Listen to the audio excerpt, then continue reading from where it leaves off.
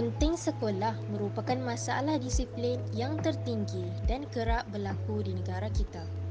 Menurut Kamus Dewan, ponting didefinisikan sebagai lari daripada tanggungjawab atau tugas tanpa kebenaran. Mereka tidak menghadiri kelas tanpa sebab yang munasabah. Hal ini berlaku disebabkan beberapa faktor seperti tiada motivasi belajar dan sebagainya. Sekiranya masalah ponting ini tidak dibendung, remaja yang terlibat dalam masalah ini akan mudah melibatkan diri dengan gejala negatif seperti dadah dan lain-lain. Oleh itu, peranan pelbagai pihak sangatlah penting bagi membendung masalah ponting sekolah ini semakin berleluasa.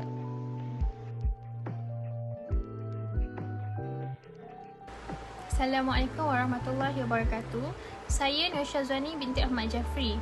Di sini saya ingin menyatakan bahawa terdapat beberapa faktor yang menyumbang kepada masalah ponting di kalangan pelajar. Pertama sekali ialah kurangnya minat pelajar dalam sesuatu mata pelajaran. Hal ini mungkin disebabkan kelemahan pelajar itu sendiri dalam sesuatu subjek serta sukatan pelajaran yang semakin sukar. Sebagai contohnya, matematik, sains, geografi dan sebagainya. Menurut responden yang kami kaji di Sekolah Ma'had Al-Abbasiyah di Sungai Perak, pelajar tidak hadir ke sekolah disebabkan tiada keseronokan dalam proses pengajaran dan pembelajaran iaitu PDP. Hal ini kerana kebanyakan guru hanya menyuruh pelajar menghafal isi penting dalam sukatan pelajaran tanpa memberi penekanan keperluan isi penting tersebut dalam kehidupan pelajar. Oleh itu, kaedah ini yang menyebabkan murid menjadi mudah bosan dan tidak berminat dalam sesuatu mata pelajaran. Assalamualaikum warahmatullahi wabarakatuh. Saya Nur Syakina Aisyah binti Habib Rahmatullah. Faktor kedua, pengaruh rakan sebaya. Rakan sebaya merujuk kepada individu yang mempunyai umur dan status sosial yang sama. Rakan sebaya lebih cenderung untuk mempengaruhi kepercayaan, nilai dan tingkah laku seseorang. Rakan sebaya juga turut memainkan peranan yang kuat dalam mempengaruhi pelajar lain untuk ponting sekolah.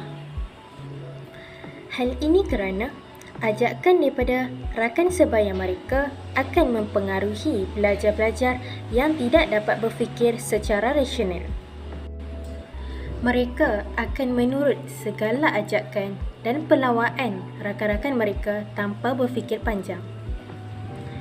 Rakan-rakan yang bercadang untuk ponting sekolah akan memberikan pelbagai alasan yang munasabah seperti pelajaran di sekolah sangat membosankan. Mereka memberi tanggapan bahawa kononnya aktiviti ponting sekolah ini dapat menenangkan fikiran. Begitulah alasan yang diberikan oleh pelajar untuk tidak hadir ke sekolah.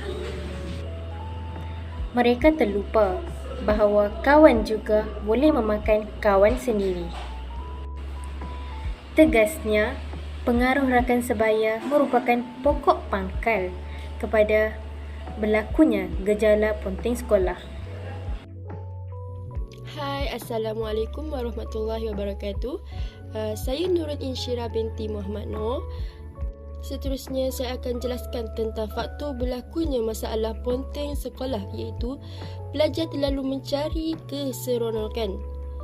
Hal ini dikatakan sedemikian kerana pelajar lebih mementingkan keseronokan berbanding belajar.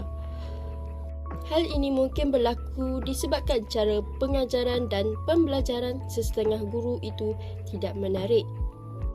Menurut responden yang kami kaji di Sekolah Ma'had Abbasiyah di Sungai Perak, pelajar tidak hadir ke sekolah kerana mengikut ajakan rakan-rakan lain dan hanya memikirkan keseronokan tidak masuk ke kelas. Ada juga pelajar yang ponting dengan tujuan untuk melepak atau berkumpul di suatu tempat, terutamanya pusat permainan video dan taman-taman rekreasi. Oleh itu, mereka menganggap pendidikan di sekolah itu membosankan kerana kekurangan elemen hiburan dalam pembelajaran. Hai, saya Nur Hidayah binti Azman. Kesan yang pertama, pelajar-pelajar yang ponteng sekolah akan ketinggalan dalam proses pembelajaran dan pengajaran yang telah digiatkan oleh guru mereka di sekolah. Hal ini akan menyebabkan pelajar itu tidak faham mengenai setiap maklumat penting yang telah diajarkan di dalam pelajaran mereka sejajar dengan alasan tidak hadir ke sekolah. Akhirnya, pelajar itu tidak dapat menjawab soalan peperiksaan mereka dengan baik. Kesannya, pencapaian akademik pelajar itu kemudiannya akan merosot dan akhirnya menyumbang kepada pencapaian akademik sesebuah sekolah. Seterusnya, responden yang telah kami temubual iaitu Ustaz Rumah Syafiq bin Abdul Hadi menjelaskan bahawa jika ramai jumlah pelajar terlibat dalam isu ponteng sekolah ini, maka pencapaian prestasi sekolah juga akan terganggu dari segi pencapaian akademik. Oleh itu, masalah inilah yang akan banyak memberi impak kepada pelajar itu sendiri dan memberi impak kepada sekolah. Masalah ini mempunyai berkaitan dengan satu teori pembelajaran sosial iaitu teori funksionalisme. Teori ini telah dipelopori oleh Auguste Comte dan Herbert Spencer di mana teori ini mengkaji fungsi perlakuan sosial atau sesebuah institusi yang menyumbang kepada perkembangan masyarakat.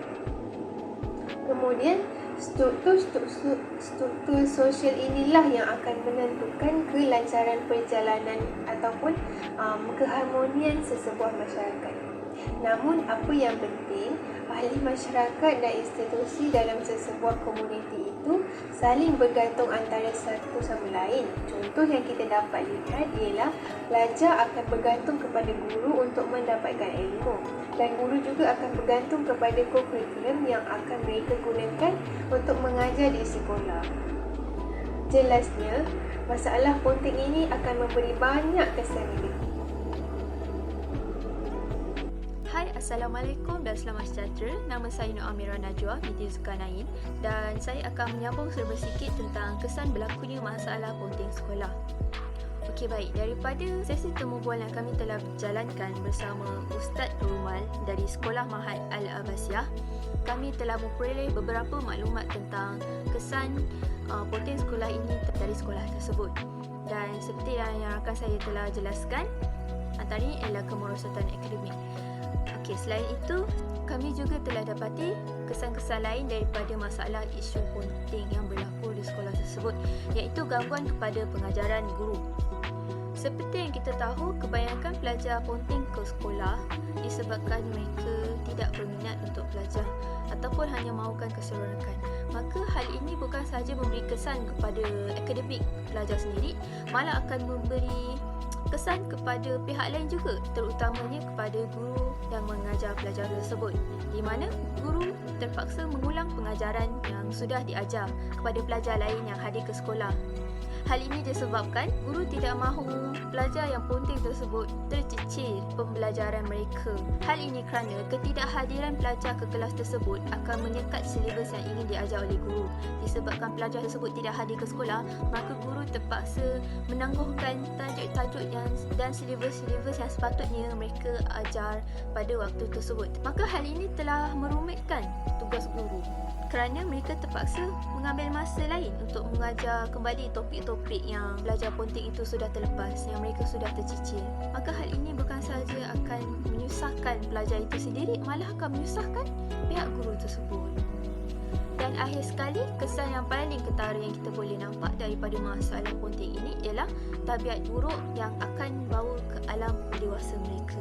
Seperti yang kita tahu, masalah ponteng ini bukan sahaja berlaku dalam kalangan pelajar sekolah saja, malah apabila mereka telah terbiasa mengamalkan tabiat ponteng ini dari sekolah lagi, mereka akan terus mengamalkannya sehingga ke alam universiti dan alam pekerjaan. Seperti kita boleh lihat sendiri, masih terdapat pelajar-pelajar di universiti serta pekerja-pekerja di alam pekerjaan sendiri masih ada yang ponteng kerja dan ponteng kelas. Di disebabkan tabiat yang mereka amalkan sejak dari sekolah. Maka apabila masalah ponteng sekolah ini tidak dibendung dari zaman persekolahan lagi, berkemungkinan besar masalah ini akan menjadi lebih besar apabila mereka masuk ke alam yang lebih tinggi, iaitu alam universiti dan alam pekerjaan, di mana masalah ponteng ini akan menjadi lebih serius. Maka dengan itu, seharusnya pelbagai pihak perlu membendung masalah ini supaya mereka menjadi insan yang lebih baik dan lebih berdisiplin pada masa akan datang.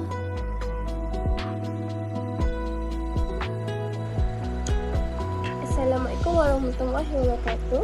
Nama saya Nur Fatina Bila Putih Mak Zamri. Di sini saya akan menerangkan tentang langkah-langkah untuk menghindari daripada pelajar ponteng sekolah. Yang pertama, pihak sekolah boleh mengadakan kempen kesedaran disiplin. Kempen kesedaran disiplin bukan hanya boleh dilakukan secara ceramah ataupun pameran, ia juga boleh dilaksanakan melalui pertandingan atau peraduan. Seterusnya, dengan kempen ini ia membolehkan pelajar mendapat ilmu dan juga pelajar akan lebih perhatian dengan kempen-kempen yang akan dijalankan. Seterusnya adalah pendekatan yang menarik oleh guru. Pendekatan yang menarik oleh guru ni, ia dapat menarik minat pelajar untuk lebih belajar. Guru bukan hanya gunakan pengajaran yang biasa, guru juga boleh mengubah cara pengajaran dengan lebih kreatif ataupun menggunakan bahan bantu mengajar untuk meningkatkan kemahiran ataupun untuk menarik minat pelajar supaya lebih sentiasa bersemangat dan untuk pergi ke kelas. Assalamualaikum warahmatullahi wabarakatuh. Saya Muhammad Firdaus bin Khailizan akan menerangkan langkah yang seterusnya, iaitu bimbingan dan juga kaunseling. Tidak kira apa masalah, ia mesti diatasi dari akar umbi supaya ia boleh diselesaikan secara menyeluruh dan berkekalan. Pendekatan khidmat kaunseling dan bimbingan, ia boleh membantu guru dan pihak sekolah untuk menjadi punca masalah pelajar tersebut. Terdapat pelajar yang menghadapi masalah disiplin kerana ia tertekan dengan masalah lain, contohnya masalah keluarga, pembelajaran dan juga rakan sebaya.